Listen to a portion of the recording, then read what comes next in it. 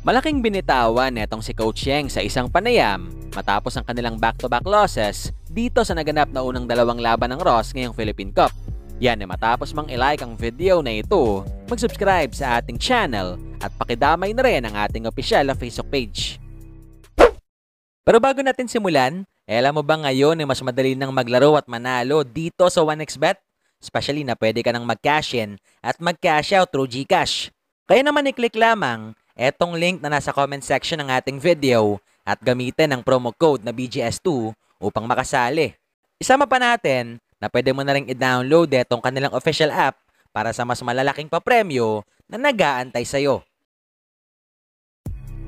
Last weekend nga mga bularo, maraming tagahangan ni Kai ang paniguradong umantabay dito sa naganap na muling laban ni Soto para sa koponan ng Yokohama. Matapos nga tong successful na run ng Pilipinas sa naganap na February window. Kung saan dito, muli lang namang nagawa ni Kabayan na makapagtala ng bigating mga numero. Matapos siyang kumana sa Game 1 ng 14 puntos at 8 rebounds, samantalang 21 points, 12 rebounds at 4 na assist naman sa ikalawa. Samantala sa kabilang banda, last week din mga bularo, alam naman natin na opisyal lang nagsimula itong Philippine Cup. Kung saan dyan, kabilang itong rain or shine sa 6 na koponan na unang sumalang sa unang linggo ng All-Filipino Cup.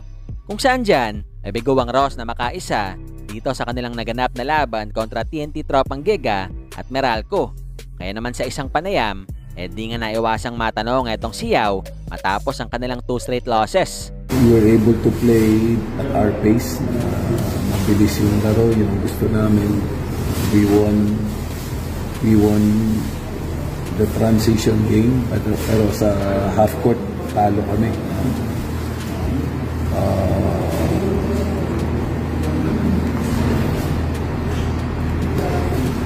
May mga key baskets yung mga role players nila. Malaking bagay si Karam at si Norbert. Expected naman yung iba na gagawa talaga, pero